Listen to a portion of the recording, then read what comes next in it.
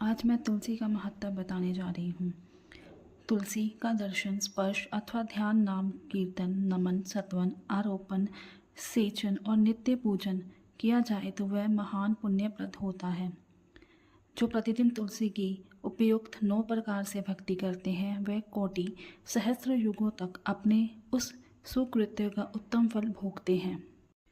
मनुष्यों की लगाई हुई तुलसी जब तक शाखा प्रशाखा, बीज, पुष्प और सुंदर दलों के साथ पृथ्वी पर बढ़ती रहती है, तब तक उनके वंश में जो जो जन्म लेते हैं और जो मृत्यु को प्राप्त हो चुके हैं, वे सब उन आरोपण करने वाले मनुष्यों के साथ 2000 कल्पों तक श्री हरि के धाम में निवास करते हैं। संपूर्ण पत्रों और पुष्पों को भगवान के चरणों में चढ़ाने से जो फल मिलता है वह सदा एकमात्र तुलसी दल के अर्पण से प्राप्त हो जाता है। जो मनुष्य तुलसी दलों से श्री हरि की पूजा करता है वह जल में पद्म पत्र की भांति पाप से कभी लिप्त नहीं होता।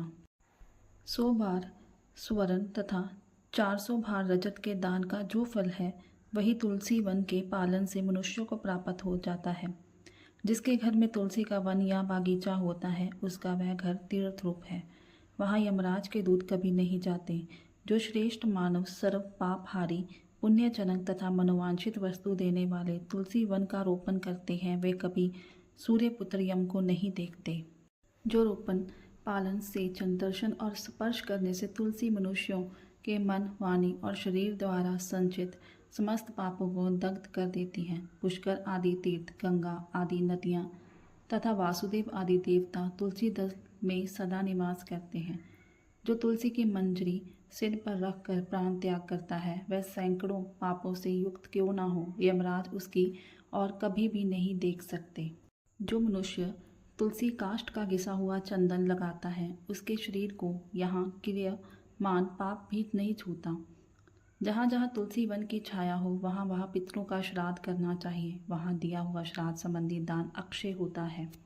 आदिदेव चतुर्मुख ब्रह्मा जी भी शारंग धनवा श्री हरि के महात्म्य की भांति तुलसी के महात्म्य को भी कहने में समर्थ नहीं है। जो स्त्री अथवा पुरुष भगवान श्री कृष्ण के चरणों में चंदन युक्त तुलसी पत्र अर्पित करता है वह पूर्वोक्त फल प्राप्त करता है।